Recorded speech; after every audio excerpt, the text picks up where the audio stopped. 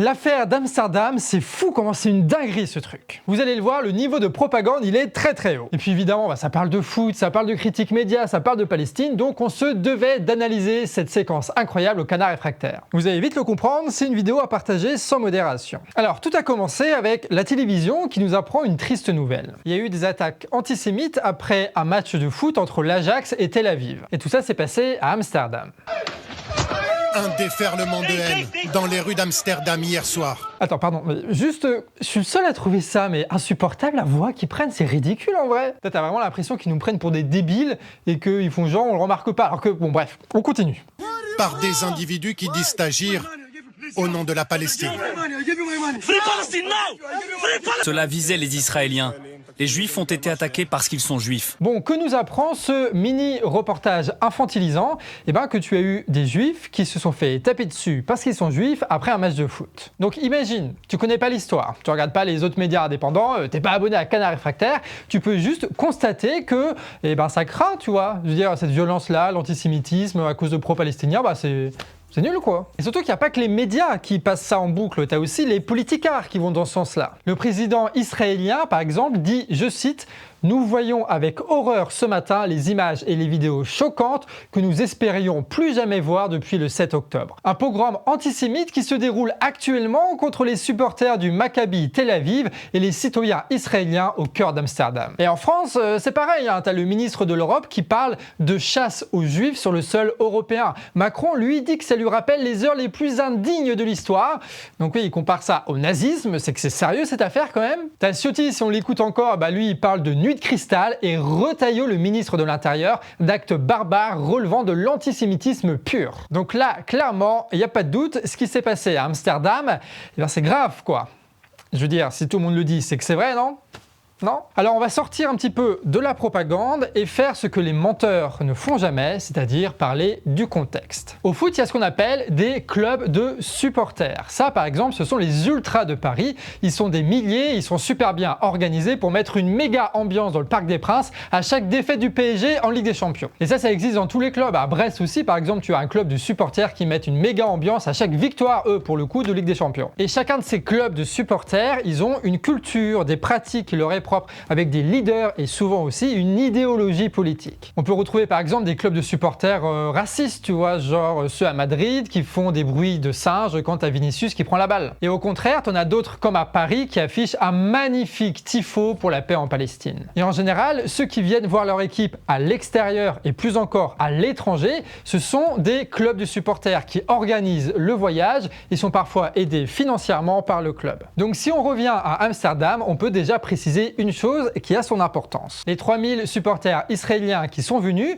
alors ils sont probablement juifs, mais c'est pas ça l'important. L'important, c'est qu'ils font partie d'un des pires clubs de supporters au monde. Quand j'entends par pire, je veux dire que ce sont des immenses racistes, suprémacistes anti-arabes, ce genre de militants pro-guerre et pro-génocide qui foutent déjà la merde en Israël et qui tabassent ici des passants en Grèce parce que, ils sont arabes. À chaque déplacement de cette équipe à Tel Aviv, t'as donc 2 jours de manifestations racistes organisées par ces militants politiques, ce qui s'est renforcé avec les massacres en Palestine et toute la propagande qui va avec. Ça a radicalisé ces types-là qui se sentent couverts comme jamais par leur gouvernement. Ces types-là, ce sont des enfoirés et dès qu'ils sont arrivés à Amsterdam, ils l'ont encore prouvé. En gros, les supporters arrivent le mercredi pour un match le jeudi. Et on voit dans la presse apparaître ici et là les différentes actions de ces fameux supporters. Par exemple, ces supporters qui attaquent un taxi et le détruisent parce que le gars à l'intérieur, c'est un arabe.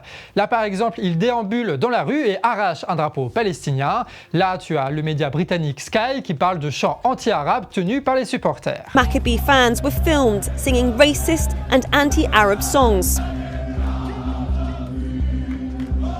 Une journaliste de la BBC confirmera ces propos, comme quoi ces types-là étaient venus pour la bagarre et pas pour voir leur équipe se prendre 5-0. C'est ce qu'on appelle en fait des hooligans. Voilà, pour faire simple, c'est des hooligans. Et puis après, ils sont allés dans le stade. Les gars, ils ont cramé un drapeau palestinien et hollandais tranquille. Et puis, tu as eu une minute de silence suite aux inondations meurtrières à Valence. Et qu'est-ce qu'ils font les hooligans israéliens? Ils font ça. Alors pourquoi siffler cette minute de silence? Parce que le gouvernement espagnol a reconnu l'État palestinien il y a quelques mois.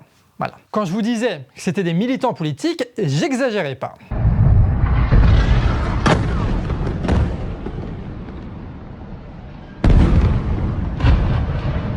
Ah oui, alors ce bout de vidéo, ça s'est pas passé à Amsterdam, ça s'est passé à Beyrouth, la capitale du Liban, qui pendant ce temps-là était bombardée par l'armée israélienne, donc pendant que les médias racontaient de la merde sur l'affaire d'Amsterdam. Voilà, on rappelle juste la réalité de ce qui se passe et qu'ils veulent nous faire oublier. C'est important, hein, on n'est pas indépendant juste pour répéter la même chose. Et le sommet du ridicule, eh ben, c'est que tu as eu un journaliste qui était bien présent sur place pour montrer les véritables actions du club de supporters israélien. Sauf que ce journaliste, c'est pas un journaliste de TF1 ou de France 2, c'est un gamin de 15 ans. Nou, dames en heren, achter mij is de wedstrijd nog volop aan de gang.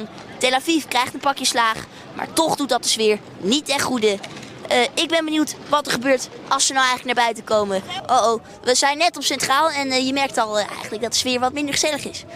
Er worden vuurwerkbommetjes afgestoken en ze zijn nu aan het rennen en aan het schreeuwen. Ze hebben palen uit de grond gejat. Ik denk om zichzelf te weren van mensen die ze lastigvallen. Oh, ze doen nu allemaal maskers op. Oké, het loopt helemaal uit de hand. Ze hadden van die bouwvakkerspalen uit de grond gehaald en die op andere mensen gegooid en op die politiebussen. Ze trekken nu echt het centrum in. Het lijkt er echt op alsof de politie eigenlijk niks doet. Zo dan. Alle harde dingen die op knuppels lijken hebben ze op straat gevonden. Lopen ze gewoon met te patrouilleren. En die zijn ruzie aan het zoeken. Ze hebben gisteravond de vlaggen ook ervan afgetrokken en verbrand. We zitten in een lastig parket. Alors à partir de ce moment-là, c'est le bordel, on est d'accord, hein. Mais ne parler que de cette séquence-là sans parler du contexte et de toute l'histoire qui est à côté, en fait c'est juste mentir. Parce qu'on a l'impression, quand on regarde les images au début de la vidéo qu'on a passée, que les juifs sont attaqués parce qu'ils sont juifs, mais non. C'est parce que ce sont des militants racistes, suprémacistes, qui ont fait des dingueries, qui ont cherché la bagarre et qui l'ont obtenue. Je veux dire, cette histoire, elle ne mérite pas un tweet de Macron. Je veux dire, c'est une bagarre avec des clubs de supporters, des gens sur le fond Palestine et tout. Ça ne mérite pas un tweet de Macron. Et pourtant, Macron, il a tweeté. Et pourtant, la majorité des médias, ils ont relayé ces fausses informations. Alors pourquoi est-ce qu'ils ont transformé ces bastons de supporters en de nouvelles nuits de cristal? En fait, je crois que c'est ça le plus intéressant. Pourquoi est-ce qu'ils ont fait de la propagande là-dessus? Et la réponse à cette question, elle n'est pas unique, elle n'est pas simple, hein. Donc là, on va pas essayer de répondre parfaitement à ce truc-là, on n'a que 10 minutes, d'accord? Donc on va juste essayer de débroussailler un peu le terrain, et toi, tu peux compléter en commentaire. Ok, un des problèmes, c'est que les journalistes en France sont des flemmards. On va prendre l'axe un peu comme ça et tu vas voir, ça va évoluer.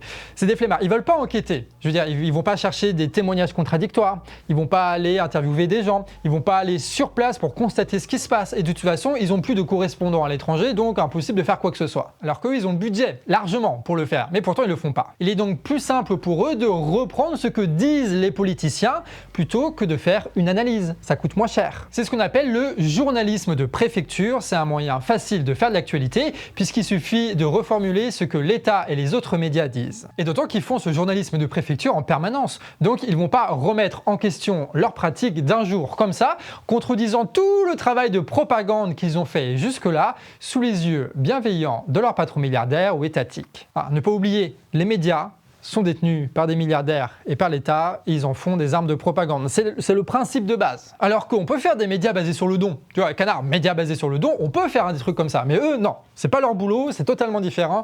Eux, ils font de la propagande. Mais plus important, l'État français, par exemple, lui, il est trempé dans des contradictions. Il fait genre, c'est le pays des droits de l'homme, mais ils soutiennent depuis le début les massacres en Palestine. Ils soutiennent un État israélien qui étend la guerre, défie l'ONU et installe des camps de torture. Donc l'État français, il saisit toutes les occasions pour dévier le débat. Il ne s'agit pas de l'État israélien. C'est pas la politique de Netanyahou qui est en jeu. Non, c'est la lutte contre l'antisémitisme, évidemment. Macron ne défend pas un criminel de guerre, non. Il dénonce l'antisémitisme, ce qui en fait quelqu'un de bien. Et ceux qui sont contre ça, eh ben finalement, c'est peut-être eux le problème. Alors que c'est ce type qui est au pouvoir et qui soutient des massacres et des crimes de guerre. Mais non, il veut renverser la situation. S'attaquer à Netanyahou, ce serait pour Macron remettre en cause toute sa politique et rompre de précieux contrats avec l'économie israélienne. Ce qui fait que tweeter contre l'antisémitisme, alors que ce n'est pas du tout le sujet, eh ben ça coûte moins cher. Voilà, ça coûte moins cher. D'autant que dans cette histoire, les méchants, c'est quand même les Arabes.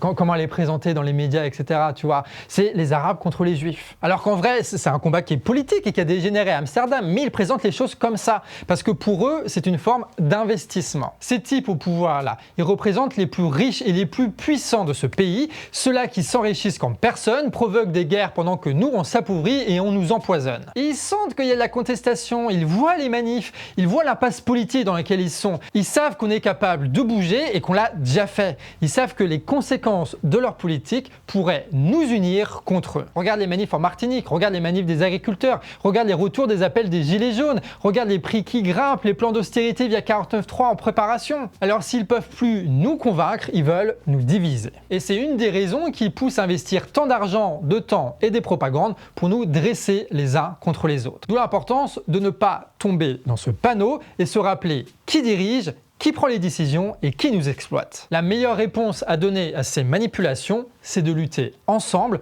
contre ces politicards, ces banquiers, ces industriels, ces financiers, ces journaleux qui nous gouvernent. C'est pour ça, l'affrontement à Amsterdam, c'était politique. Et la propagande qui était avec ce truc-là, c'était aussi politique. C'est pour ça qu'on ne comprend rien à ce genre de situation si on se contente de faire des petits jeux moraux en se disant est-ce que oui ou non ils l'ont mérité, est-ce que oui ou non c'est mal ce qui s'est passé. Tu sais, comme les robots de journaleux là qui critiquent les rares députés qui osent contredire leur propagande. Les personnes qui étaient dans les rues ce soir-là, c'était des hooligans d'extrême droite et c'est bien de les appeler comme ça. Vous êtes en train de dire que les supporters israéliens qui étaient à Amsterdam pour assister à ce match de foot et qui ont été sévèrement agressés l'ont un peu cherché. En fait, c'est même pas qu'ils l'ont cherché, c'est qu'ils viennent pour ça. On ne comprend les choses politiques qu'avec une analyse politique. C'est pour ça qu'on ne comprend rien quand on regarde les grands médias de milliardaires ou d'État et que tout devient un petit peu plus clair quand on regarde Le Canard ou d'autres médias indépendants. Donc plutôt de dire ce qui est mal ou pas, qui l'a mérité ou quoi que ce soit, on va plutôt répéter ce qui importe. Il y a toujours les massacres en Palestine et au Liban, sous le regard complice de la quasi-totalité des autres États et pas que occidentaux d'ailleurs. La preuve que la guerre est la continuité de la politique économique, mais par d'autres moyens. Et puis l'État ment, et les médias aussi, mais pas seulement parce que ce sont des menteurs, mais parce qu'ils servent les intérêts qu'ils ne peuvent pas révéler. Protéger les contrats d'armement, protéger les investissements, les exploitations de gaz et de pétrole, créer de la division dans le peuple. Et que tout ce qu'ils disent rentre dans ce plan qu'on peut simplifier ainsi: mieux nous contrôler et mieux nous diviser, pendant qu'ils continuent, malgré leurs contradictions, à générer encore et encore plus de profits sur notre dos. On peut aussi dire que la lutte contre l'antisémitisme, ou plutôt contre le racisme anti-juif, comme on devrait le dire,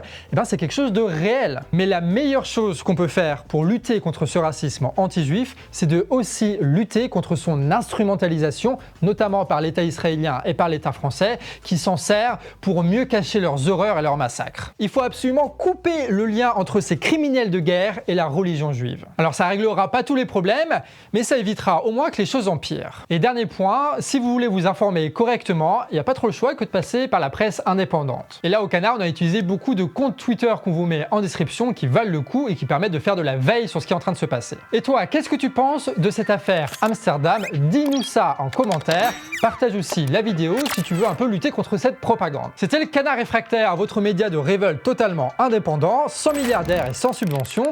Pour soutenir notre travail, tu peux le financer via des dons réguliers sur Tipeee. C'est grâce à vous, les donateurs, qu'on arrive à produire autant de vidéos sur la chaîne Le Canard Réfractaire et sur Actu Réfractaire. Merci à vous de permettre que ce média existe. Allez, sur ce, des bisous et à la prochaine.